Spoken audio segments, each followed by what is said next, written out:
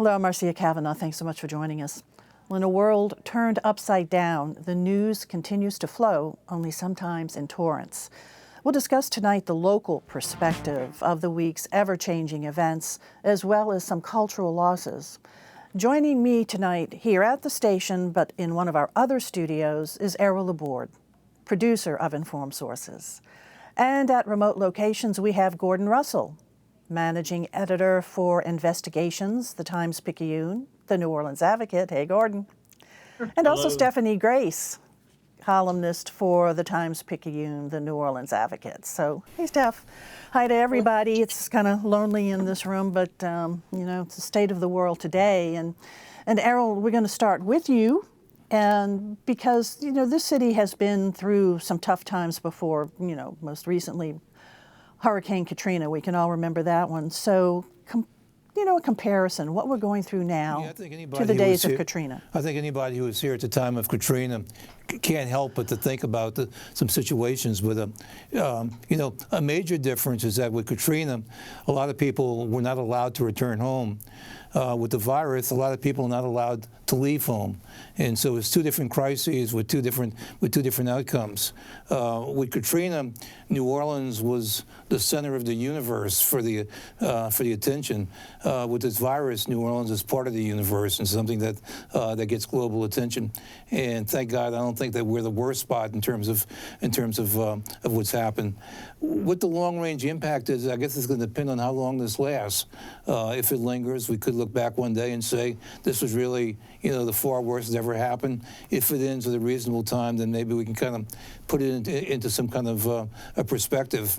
But anything we do, it's going to be changing. It's going to change New Orleans in many ways. It's going to also do a lot to prove or perhaps disprove our survivability. During Katrina, of course, a lot of us were not here for months and months on end. Stores were closed, you really couldn't get around.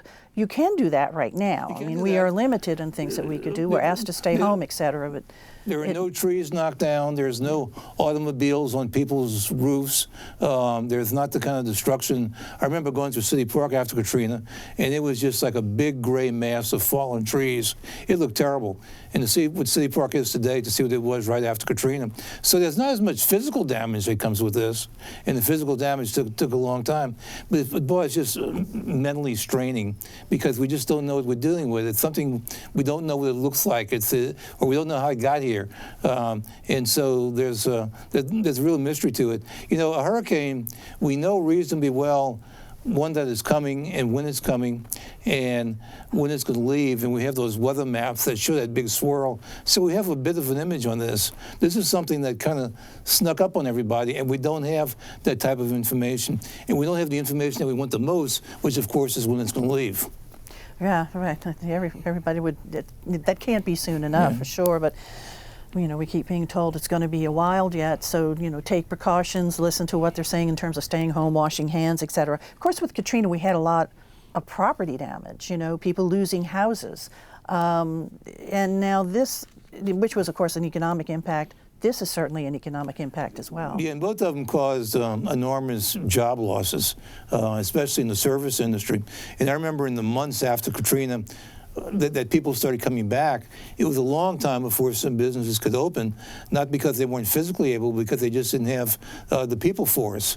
Restaurants, for example, that use students, that use college students, those students hadn't returned. And it just took a long time. I remember a supermarket that used to be open to midnight was closing at 4 o'clock. And it wasn't because it didn't have the demand or it didn't have the audience.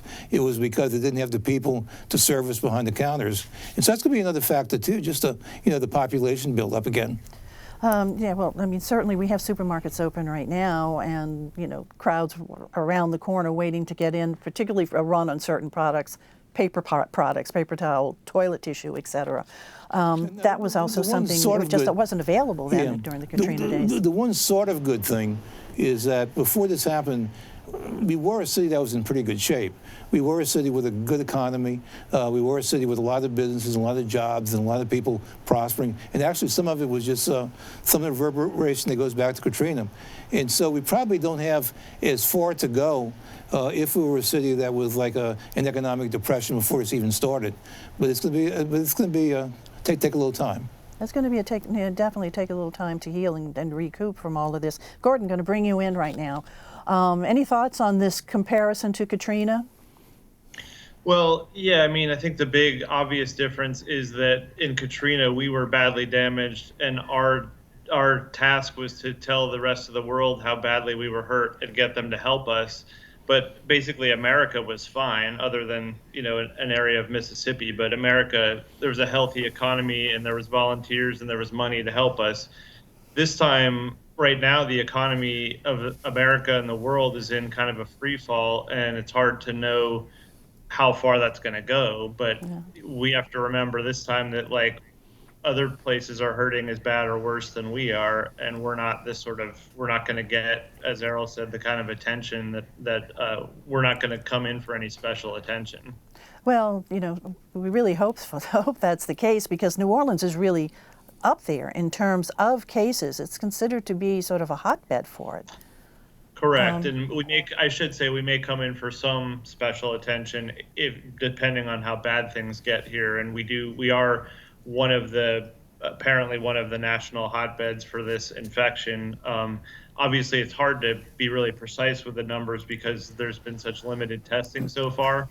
But even with limited testing, and we've had especially limited testing in Louisiana, and we're having a lot of cases and a fair number of deaths. I mean, I think New York has 10 times as many known cases as we do, and we have almost as many deaths as they do, which I think is a sign that we have a lot of cases that haven't been diagnosed yet, and that's partly because we just haven't been able to do a lot of testing here.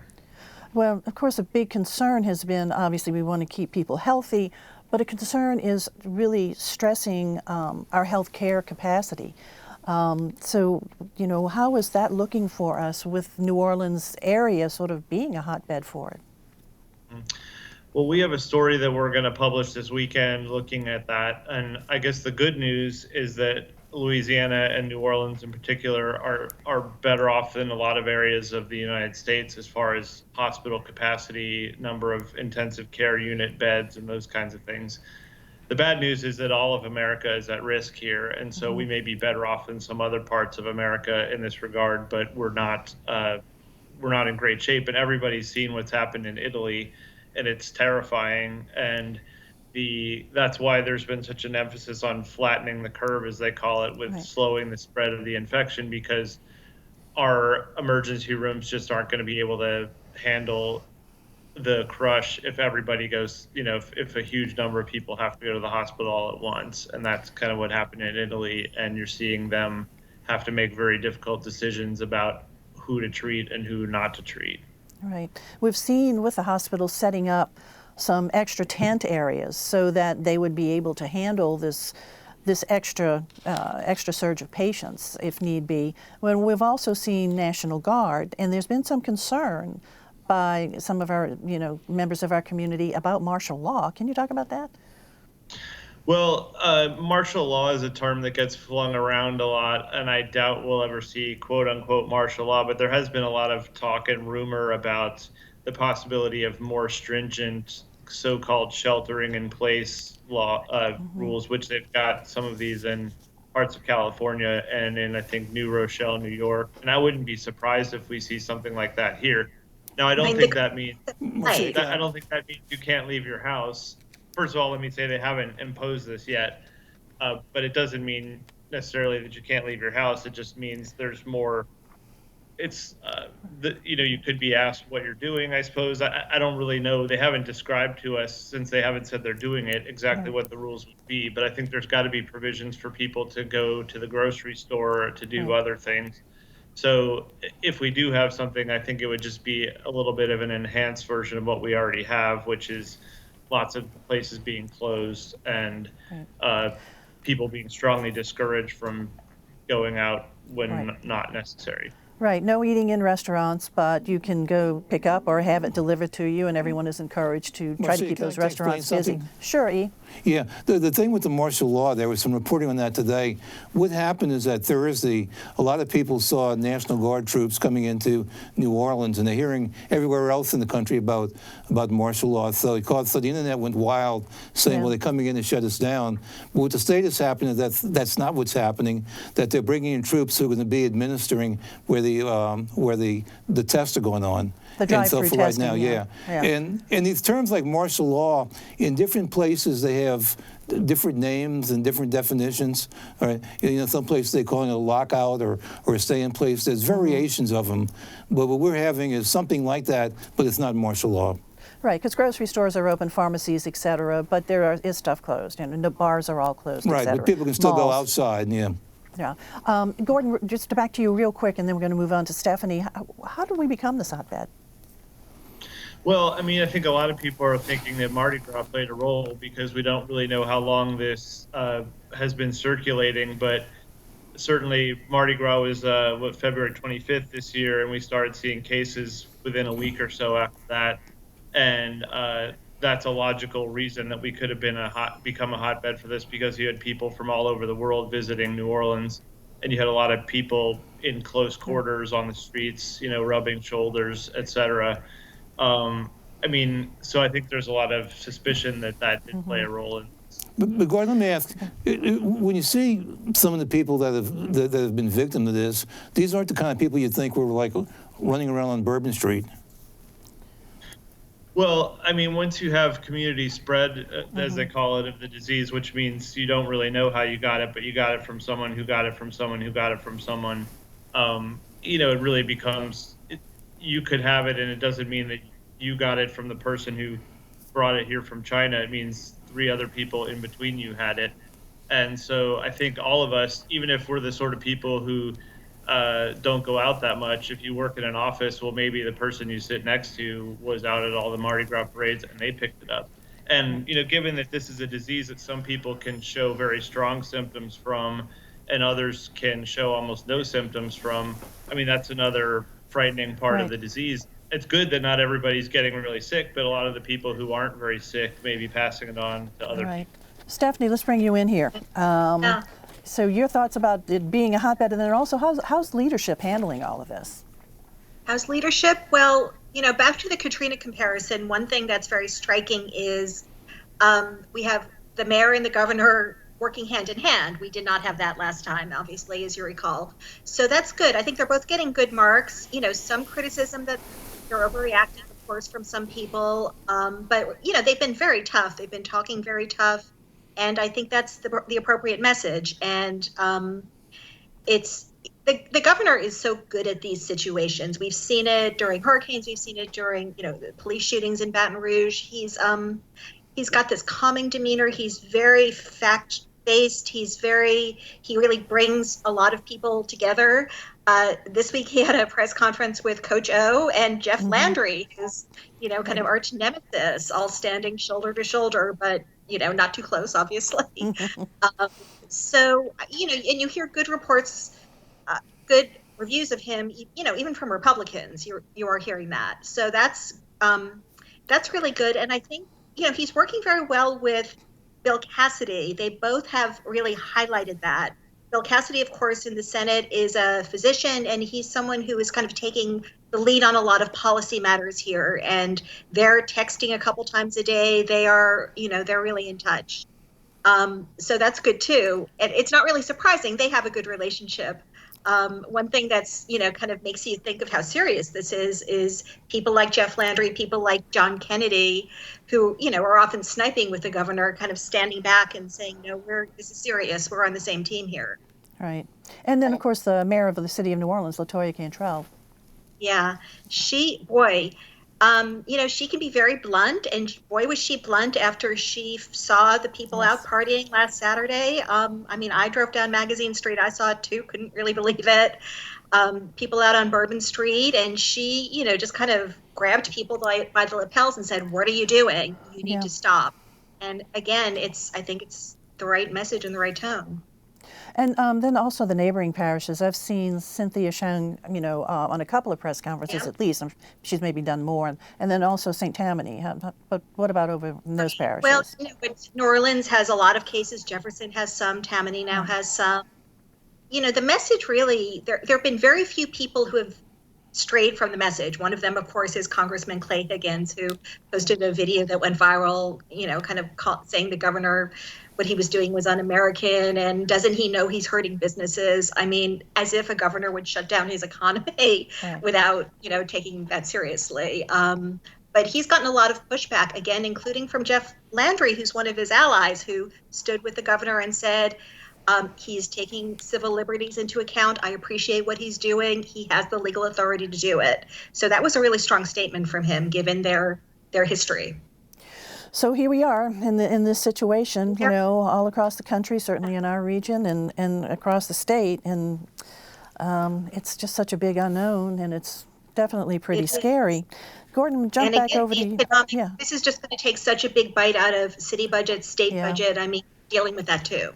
Yeah, that too. I mean, that unknown of how is that going to impact city services? How's that going to impact the state budget, et cetera?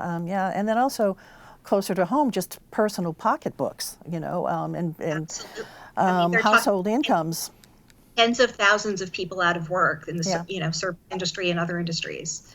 I mean, that's stunning. Tens of thousands. Yeah, that's just pretty overwhelming. So, Gordon, go back over to you. And, New Orleans, just really for all of its history, has demonstrated incredible resilience. And this is a whole new world, a whole new situation. Sustainability for this city. And, are we resilient enough to get our lives back, do you think? I mean, I think it's so early to tell where this is all going. The first thing is to get our arms around it and first to flatten the curve and then stop the spread. And you've seen places like China and South Korea be able to do that. And if we're able to limit the damage, that's the first step, of course. And that's not just a challenge for New Orleans, but for America. Yeah. But I think, past that, I mean, a thing that we're going to be struggling with, especially here, as we had a story, I think, in today's paper about how the days are starting to run together, but the New Orleans economy was like going to have the third most harsh impact from this because of the kind of sectors that dominate in our economy. And that's, again, the hospitality sector, where we're seeing lots and lots of people lose their jobs. I think we have a story coming tomorrow that says 50,000 people have applied for unemployment benefits this week, whereas in a typical week it's 1,500. Wow. So like a 30-fold increase. And that's just this week.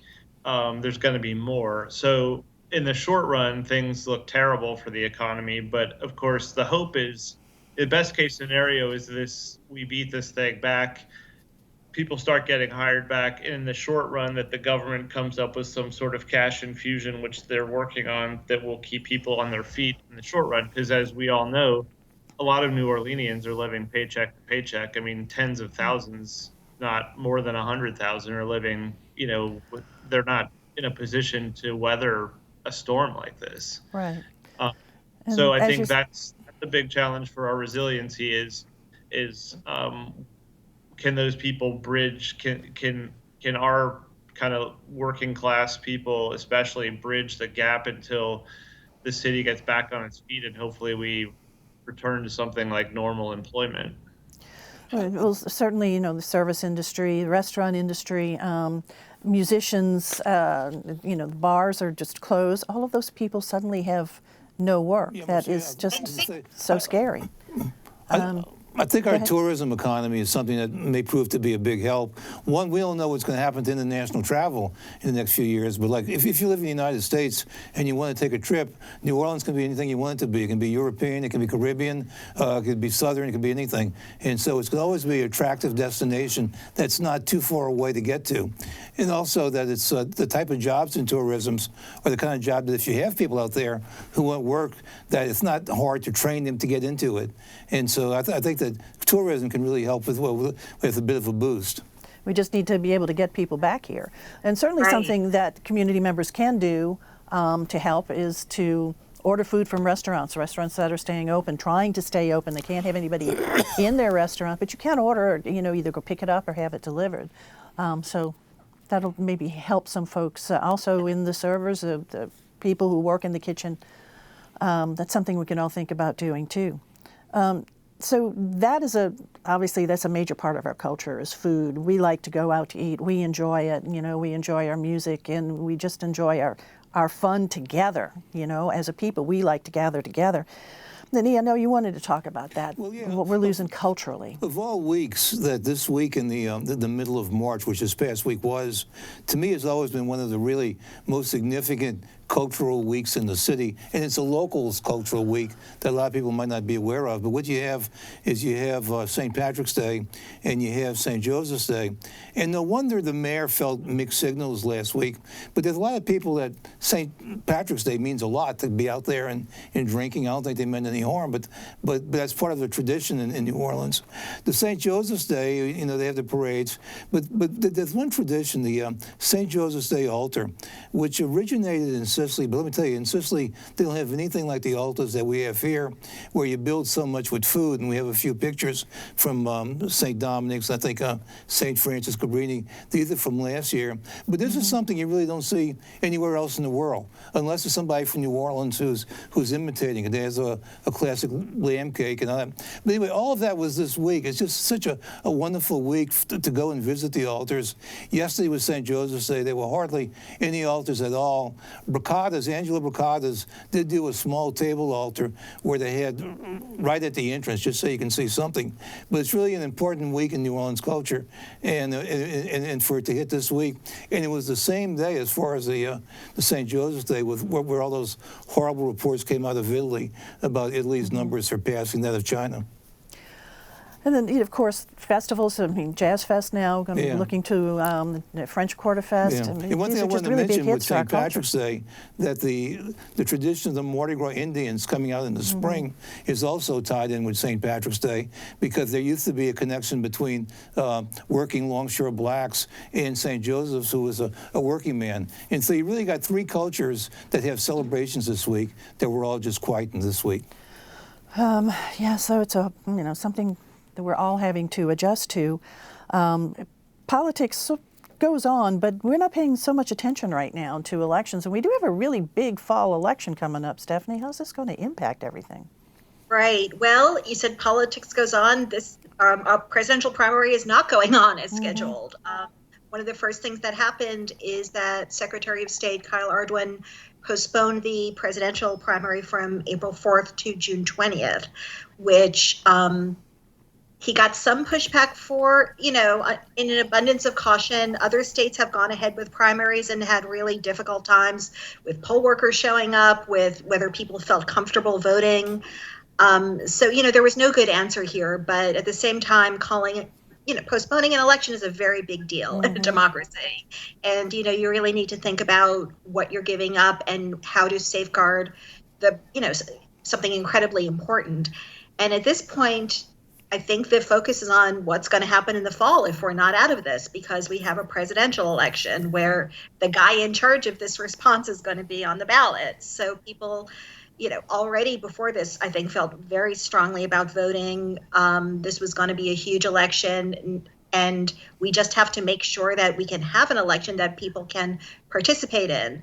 So there are some new conversations about better access. Is this the time to go by balloting by mail? There are a lot of concerns about that. But again, this is a big national conversation that we are, I think, going to be having between now and then, because it's incredibly important. And remember, Stephanie, the year after Katrina, that there was a New Orleans mayor's election, and the mayor's election was actually pushed back.